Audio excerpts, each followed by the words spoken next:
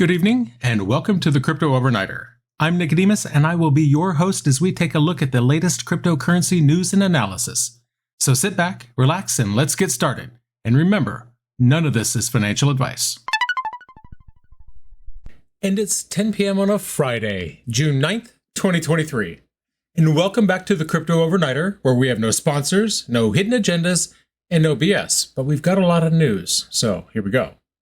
In 2014, a significant event shook the world of cryptocurrency. One of the largest thefts in the history of crypto, the Mt. Gox hack, was carried out by two Russian nationals, allegedly. They are alleged to be Alexei Bilichenko and Alexander Werner. Now, this information was revealed by the US Department of Justice, which announced the unsealing of a 2019 indictment. According to the DOJ, Bilichenko and Werner managed to gain unauthorized access to Mt. Gox's wallets in September of 2011. Over the next 3 years, they stole 647,000 Bitcoin, which they subsequently laundered. The DOJ also claimed that Bilichenko was involved in operating the now defunct crypto exchange Bitcoin-E, along with Alexander Vinnik, who had previously been charged with operating that exchange. The charges against Bilichenko and Werner include conspiracy to commit money laundering, and Bilichenko faces an additional charge of operating an unlicensed money services business. The DOJ's Southern District of New York and the Northern District of California offices have brought cases related to the Mt. Gox hack. In February 2014, Mt. Gox ceased transactions. This happened shortly after the founder of MiCA, Ryan Selkis, published an internal document suggesting that nearly 750,000 Bitcoin had been lost. Can you imagine having to write that memo? The DOJ's assistant attorney is Kenneth Polite. He stated that the indictments of Bilichenko and Werner marked a significant milestone in two major cryptocurrency investigations. According to these indictments, Bilichenko and Werner stole a massive amount of cryptocurrency from Mt. Gox, contributing to the exchange's ultimate demise. Bilichenko then allegedly used the proceeds from Mt. Gox to help establish the notorious Bitcoin-E virtual currency exchange, which then laundered funds for cybercriminals worldwide. The DOJ also claims that Bilichenko, Werner, and other unnamed co-conspirators used an unnamed New York-based Bitcoin brokerage service to launder those funds. They allegedly moved over $6.6 million into overseas bank accounts. The DOJ further alleges that the brokerage helped launder over 300,000 Bitcoin. This case serves as a stark reminder of the risks and potential for abuse in the cryptocurrency world. It underscores the importance of robust security measures and regulatory oversight to protect investors and to maintain the integrity of the financial system. The actions of the DOJ demonstrate a commitment to holding those who exploit the system accountable, ensuring continued growth and development of the cryptocurrency industry in a safe and secure manner. In this case, anyway. As we shift our focus to the present regulatory landscape, let's explore the firm stance of one Gary Gensler on crypto regulation. His vision has sparked controversy and ignited a debate about the future of crypto regulation in the United States. SEC Chair Gary Gensler has been a prominent figure in the crypto industry, in part due to his stance on regulation. His views have sparked controversy, as he likens the current state of the crypto market to the US stock market of the 1920s. This was a period of time notorious for fraudsters and Ponzi schemes. Gensler firmly believes that the same securities laws that cleaned up the stock market in the 1930s can be applied to the crypto market today. So he thinks 80-year-old laws are going to provide much-needed regulation and protection for crypto investors. Gary, 1933, called, "They want their economic policy back." I don't think that's going to happen, though, because in a recent speech, Gensler extolled the virtues of the Securities Acts of 1933 and 1934. He argued that these laws have allowed the U.S. securities markets to thrive over the past 8 decades. So he sees no reason why the crypto securities markets of today should not benefit from these laws, as they are not less deserving than the protections that these laws provide. Which is an interesting way of putting things, given how stubbornly the SEC has refused to help even the largest exchange in the United States get right with the law. Oh, and despite them having come in dozens of times looking to register. Oh, and despite having signed off on their very business model when Coinbase went public. So it's not like FTX, where the SEC can possibly claim not to know what was happening.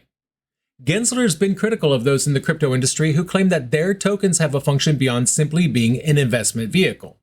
He pointed to a court ruling against Telegram Open Network, arguing that the crypto asset securities are not exempt from securities laws even if they have utility. This means that crypto security exchanges must comply with securities laws, including the requirement to separate the exchange, broker-dealer, and clearing functions. The SEC chair has been vocal in his belief that the current crypto market is full of scams due to the industry's lack of compliance with securities laws. He said that with wide-ranging non-compliance, it is not surprising that these markets have had many problems. Now, Gensler's views have not been without criticism. Following the SEC's lawsuits against crypto exchanges Binance and Coinbase, critics argue that he has an overly expansive view of the SEC's regulatory authority and is driving innovation out of the US. However, Gensler has defended his agency's actions. He said behaviors commonplace in crypto would never be allowed in mainstream finance. Now, in his view, the solution to the problems in the crypto market is to ensure that crypto securities issuers comply with the law.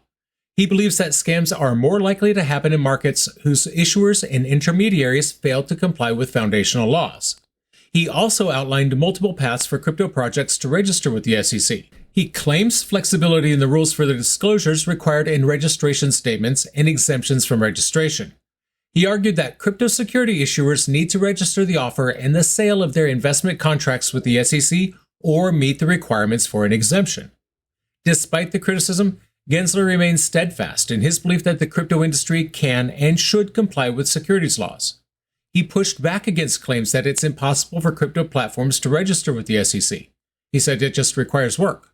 He also warned that crypto asset market participants who claimed that they lacked fair notice that their conduct could be illegal may have made a calculated economic decision to take the risk of enforcement as the cost of doing business. Gensler's approach to crypto regulation has been met with resistance from the crypto industry. However, he remains firm in his belief that the application of securities laws to the crypto market is necessary for its growth and the protection of investors. His stance sparked a debate about the future of crypto regulation in the US, a debate that is likely to continue as the industry evolves. As we've seen, Gensler's views have had significant implications for major players in the crypto industry.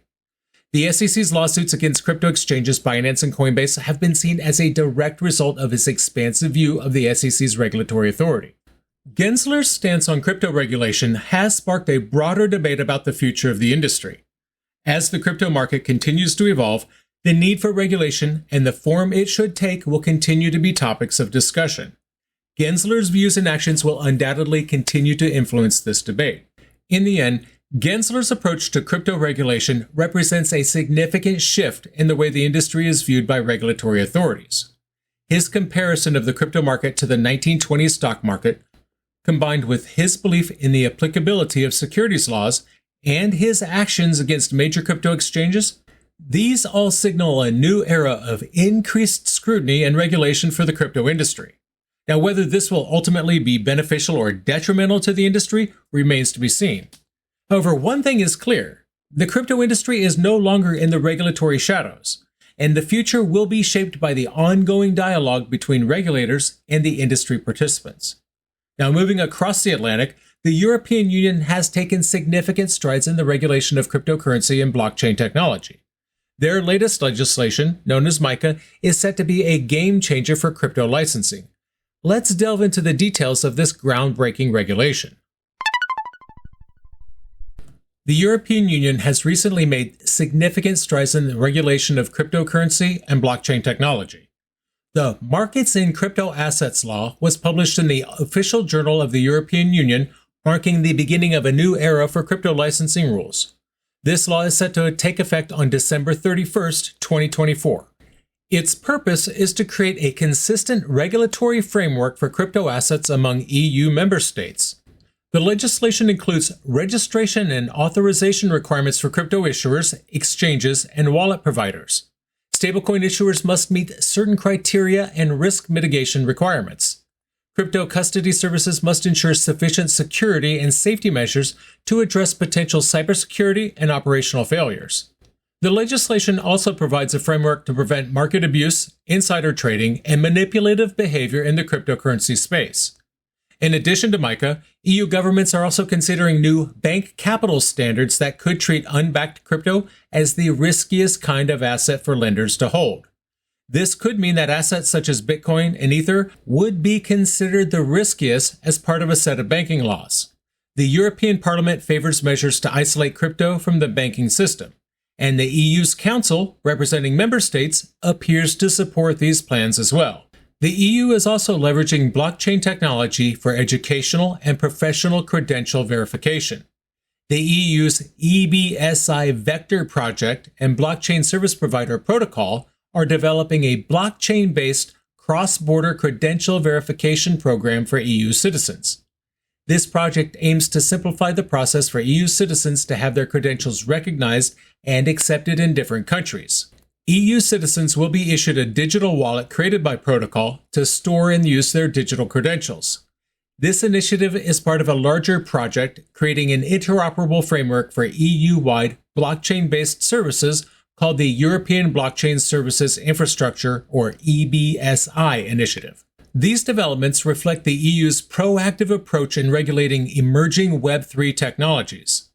By creating a consistent regulatory framework for crypto assets and leveraging blockchain technology for credential verification, the EU is positioning itself as the leader in adoption and regulation of these technologies. Now, let's turn our attention to the US, where bipartisan efforts are underway to regulate stablecoins and to address issues of transparency and innovation in artificial intelligence. These proposed bills mark a potential turning point in crypto regulation as lawmakers from both sides of the aisle come together for negotiations. The House Financial Services Committee, led by Patrick McHenry, has released a new draft of a bill aimed at regulating stablecoins. This draft is a significant step towards bipartisan negotiation on cryptocurrency regulations in the United States. The bill is still in its draft stage. It's set to be discussed at a committee hearing on June 13th. The bill is designed to incorporate ideas from both Republican and Democratic lawmakers, marking a potential move towards bipartisan negotiation on the legislation. This new draft is considerably shorter than previous versions and is intended to merge some of the positions of the two parties. It also includes additional points from Republican committee members. The bill calls for the Federal Reserve to establish requirements for issuing stablecoins while still allowing state regulators to oversee the companies issuing those coins. It also grants the Federal Reserve additional powers, including the ability to intervene against state-regulated issuers in emergency situations. States could also transfer their supervision to the Federal Reserve. The bill's narrow scope and past bipartisan support have been its strengths so far. But it's not clear yet what Democrats think of this latest version. If introduced and passed by both chambers of Congress and signed by the President, this bill would establish the first U.S. regulations for stablecoins. Important because they are widely used in crypto markets for trading in and out of more volatile coins. The new draft also removes an earlier section calling for research on the merits of a digital dollar. This is an idea that's been controversial and criticized by Republicans. Even so, keep in mind the Federal Reserve has not yet taken a position on whether a central bank digital currency is even warranted for the U.S. In related news, lawmakers in the U.S. have proposed two new bipartisan bills.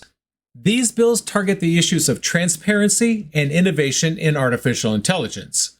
The first bill was introduced by Democratic Senator Gary Peters, along with Republican Senators Mike Braun and James Lankford.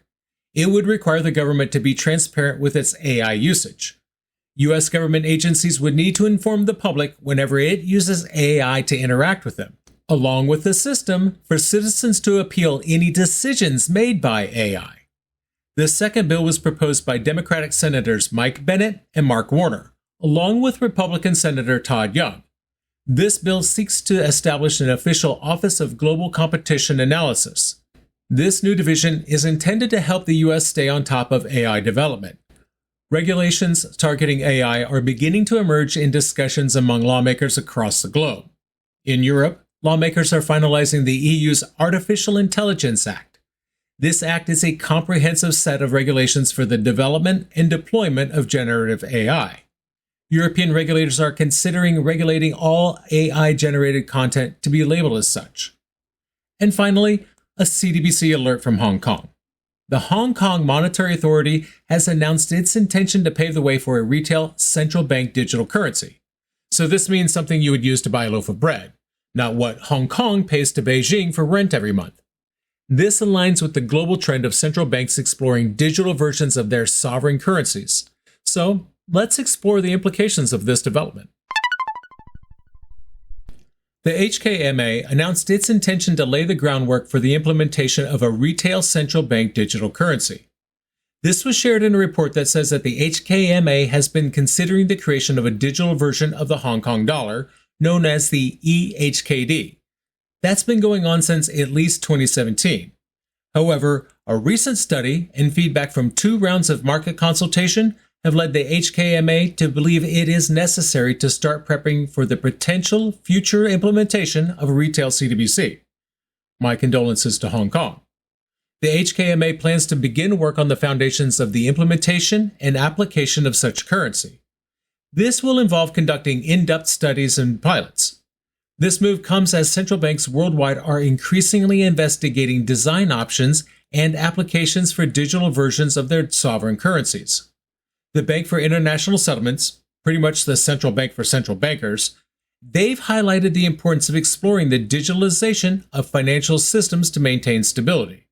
The report from the HKMA noted that while it seems like a CBDC may not have an immediate role to play in the current retail payment market, they believe that potential use cases for such a thing could quickly arise due to the rapid evolution or even revolution in the digital economy. In April, it was reported that the Hong Kong regulator may be considering developing the CBDC on a permissioned blockchain and allowing private banks to handle the implementation. This was suggested after respondents in the study proposed exploring blockchain solutions for the EHKD. However, in the recent report, the regulator stated that it would be considering various factors, from policy objectives to measures adopted by other jurisdictions. They will further explore technically feasible solutions on this subject matter. And that's going to do it for us tonight. I want to thank you, my listeners, because when you stop listening, I will stop talking. If you enjoyed tonight's show, then please like, follow, subscribe, leave a rating, or maybe a review. And in the meantime, we'll see you tomorrow night.